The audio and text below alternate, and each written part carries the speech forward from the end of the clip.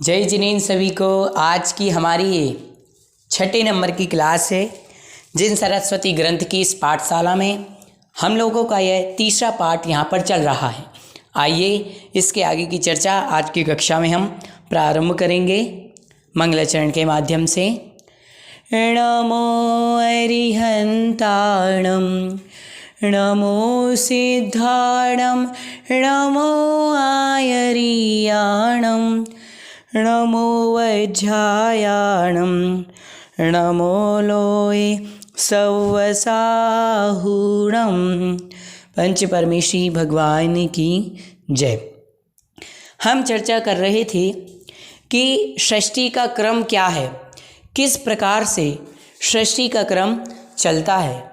इसमें हमने समझा था कि 20 कोड़ा कोड़ी सागर का एक कल्पकाल होता है, जिसमें अभी वर्तमान समय में अवसर्पिणी काल चल रहा है और इसका पंचम काल चल रहा है। आइए अब क्रम से जानते हैं जो 6 प्रकार के कालों की व्यवस्था है उनकी विशेषताएं क्या हैं।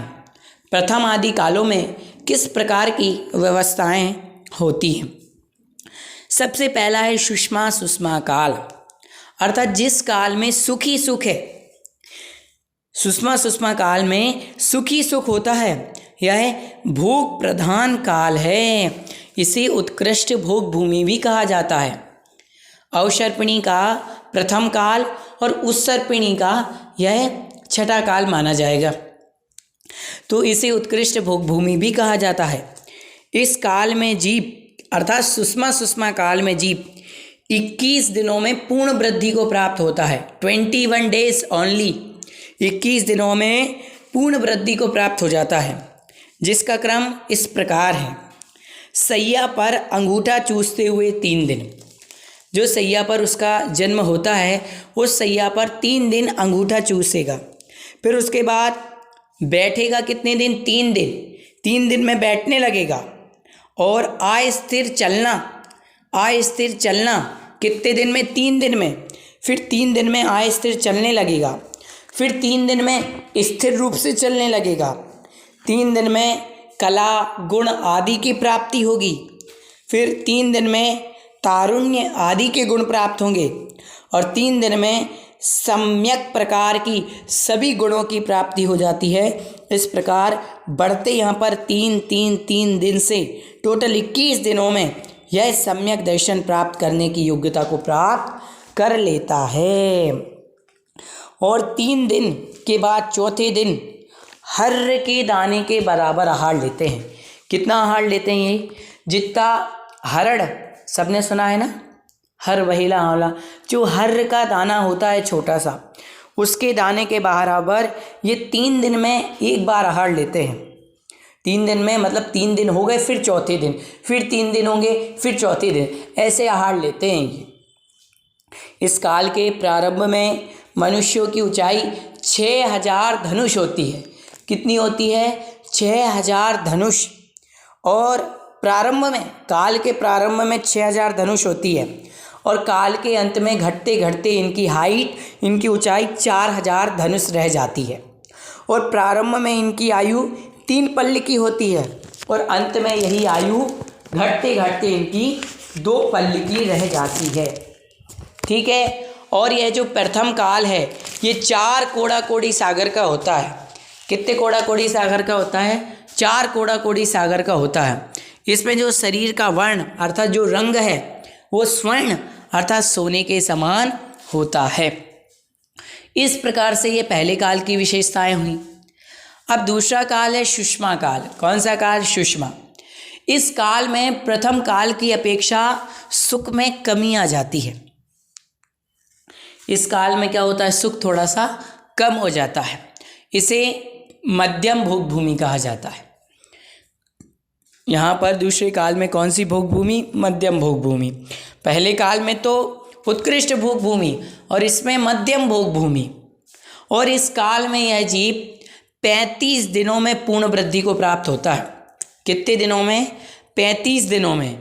जैसे पहले काल में इस जीव को वृद्धि प्राप्त करने के लिए 3 दिन लगते थे ना। 3 दिन अंगूठा चूसते हुए, 3 दिन बैठते हुए, 3 दिन अस्थिर गमन, फिर 3 दिन स्थिर गमन, 3 दिन कला और गुणों की प्राप्ति, 3 दिन तारुण्य और 3 दिन सम्यक गुणों की प्राप्ति।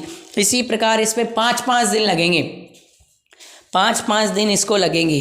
5 दिन में तो यह सैया पर अंगूठा चूसते हुए रहेगा, 5 दिन फिर बैठेगा, फिर 5 दिन अस्थिर गमन, 5 दिन स्थिर गमन, 5 दिन में कला आदि की प्राप्ति, 5 दिन तारुण्य गुण और 5 दिन में सम्यक गुण प्राप्त होंगे।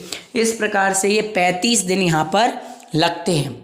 और यहाँ 2 दिन के बाद तीसरे दिन हरण के, अपन ने वहाँ पर क्या पढ़ा था पहले काल में कि 3 दिन के बाद चौथे दिन हरण के दाने के बराबर आहार लेते हैं, लेकिन यहाँ पर दूसरे काल में 2 दिन के बाद तीसरे दिन बहेड़ा का जो फल रहता है उस बहेड़ा के फल के बराबर आहार लेते हैं। इस काल में मनुष्यों की ऊंचाई प्रारंभ में तो 4000 धनुष होती है और अंत में घटते घटते 2000 धनुष शेष रह जाती है। और इनकी आयु प्रारंभ में तो 2 पल्ली की होती है और घटते घटते 1 पल्ली की ही आयु रह जाती है। ये दूसरे काल का है। पहले काल में क्या था, प्रारंभ में तो ऊंचाई 6000 थी और फिर अंत में 4000, लेकिन इसमें प्रारंभ में, दूसरे काल में प्रारंभ में 4000 ऊंचाई है, 4000 धनुष और अंत में 2000 धनुष शेष रह जाती है। और यह काल 3 कोड़ा कोड़ी सागर का होता है। इसमें शरीर का जो रंग है वो श्वेत वर्ण अर्थात धवल अर्थात सफ़ेद वर्ण का होता है। इस प्रकार से ये दूसरे काल की विशेषताएं हुई। तो पहला काल और दूसरा काल ये तो हमने जान लिया। अब दूसरे काल के बाद आता है तीसरा काल, सुषमा दुष्मा काल। सुषमा दुष्मा काल का अर्थ क्या है, द्वितीय काल की अपेक्षा इसमें सुख में और हीनता आ जाती है और सुख कम हो जाता है और इसे जगन्य भोग भूमि कहा जाता है। इसमें इस काल में यह जीव 49 दिनों में वृद्धि को प्राप्त होता है। 49 दिनों में वृद्धि को प्राप्त कैसे होगा, जैसे प्रथम काल में तो 3-3 दिन लगते थे ना, द्वितीय काल में 5-5 दिन लगते थे, लेकिन तृतीय काल में उसी स्थान पर 7-7 दिन लगेंगे। 7 दिन तो यह जीव अपनी सैया पर रहेगा, फिर उसके बाद धीरे धीरे बैठेगा, 7 दिन उसमें लगेंगे, फिर 7 दिन अस्थिर गमन में लगेंगे, फिर 7 दिन इसको स्थिर गमन में लगेंगे, उसके बाद फिर इसको 7 दिन कला आदि गुणों की प्राप्ति होगी, 7 दिन में ये तारुण्य को प्राप्त होगा और फिर 7 दिन में सभी गुणों को प्राप्त करेगा। इस प्रकार से इसे यहाँ पर 49 दिन लगते हैं। उसके बाद यहाँ पर ये जीव आहार कितना लेते हैं, तो यहाँ पर 1 दिन के बाद 1 आंवले के फल के बराबर आहार लेते हैं।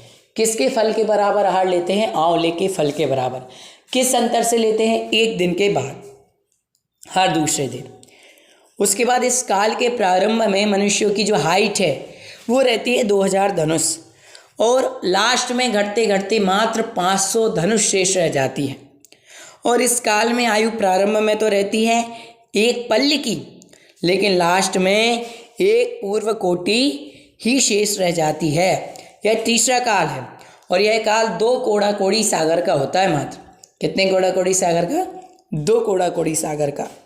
और कुछ कम पल्ल के 8वें भाग के बराबर आयु शेष रहने पर, मतलब इस काल का जो समय है वो कितनी शेष रहने पर, कुछ कम पल्ल के 8वें भाग के बराबर 8वें भाग का शेष रहने पर कुलकरों का जन्म होता है।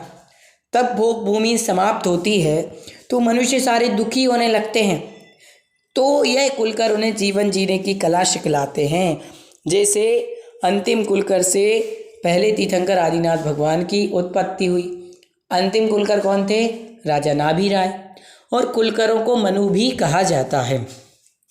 जैसे प्रथम काल में तो उत्कृष्ट भोग भूमि, द्वितीय काल में मध्यम भोग भूमि, तृतीय काल में जगन्य भोग भूमि थी। तो इन कालों में क्या हुआ कि भोग भूमि में कुछ नहीं करना पड़ता था। कल्प वृक्षों के पास जाते थे तो आहार मिल जाता था, कुछ भी काम नहीं करना पड़ता था और भोग भूमि में इनके निहार भी नहीं होता था। परंतु अब तो तीसरे काल में के अंत तक भोग भूमि समाप्त होने वाली है, क्योंकि भोग भूमि तो प्रारंभ के अवसर्पिणी के प्रारंभ के 3 कालों में रहती है और उस सर्पिणी के अंत के 3 कालों में। तो जब भोगभूमि समाप्त हो जाएगी तो फिर भोजन पानी आदि की व्यवस्था कैसे बनेगी? तो उन सभी को बताने के लिए कुलकरों का जन्म होता है। जैसे इस समय में हमने देखा कि अंतिम कुलकर से भगवान आदिनाथ हुए और आदिनाथ भगवान जब हुए तो उन्होंने फिर असी मसी कृषि वाणिज्य शिल्प विद्या इन छह प्रकार की विद्याओं का उपदेश दिया, 6 कर्मों का उपदेश दिया, ताकि यह मनुष्य जीव और संसार के सभी जीव अपना आगे कार्य कर सके। इसके बाद प्रारंभ होता है चौथा काल, जिसमें तीर्थंकरों का जन्म होता है। चौथा काल है दुष्मा सुषमा। इस काल से कर्मभूमि प्रारंभ हो जाती है। कर्मभूमि कौन से काल से प्रारंभ होती है? चौथे काल से।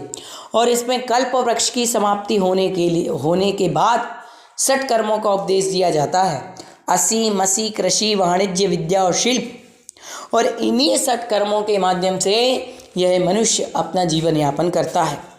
शलाका पुरुषों का, महापुरुषों का, तीर्थंकरों का जन्म भी इसी काल में होता है। चतुर्थ काल का जन्मा व्यक्ति पंचम काल में मोक्ष जा सकता है। जैसे जिनका जन्म चौथे काल में हुआ वो पंचम काल में मोक्ष जा सकते हैं, परंतु जो पंचम काल में जन्मे वो मोक्ष नहीं जा सकते। युगल संतान का नियम यहाँ पर नहीं होता। यहाँ पर युगल संतान का जन्म नहीं होता।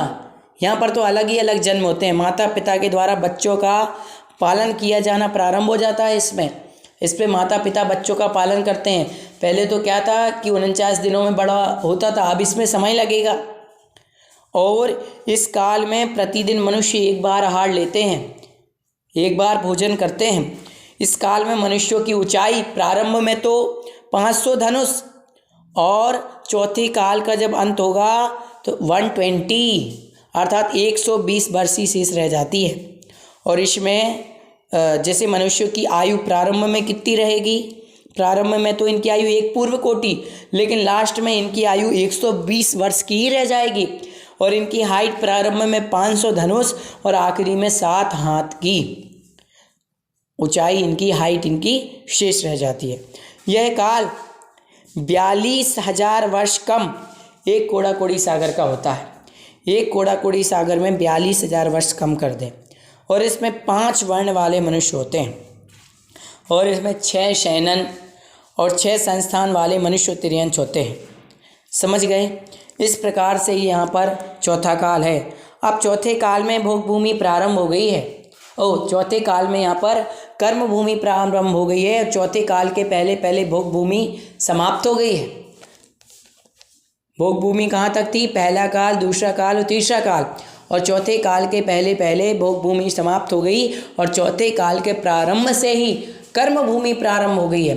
और कर्म भूमि में भगवान आदिनाथ ने 6 कर्मों का उपदेश दिया था, जिसके माध्यम से संसार के सभी जीवों ने अपना कल्याण किया। इसके बाद अभी वर्तमान में कौन सा काल चल रहा है? पंचम काल।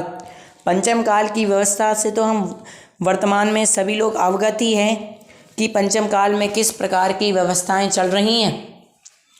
चतुर्थ काल से जो हमें भगवान आदिनाथ ने उपदेश दिए, चतुर्थ काल में जो 24 तीर्थंकर हुए उन्होंने स्वयं से कर्म किए, पुरुषार्थ किए और पुरुषार्थ करके ही अपनी आत्मा को प्राप्त किया।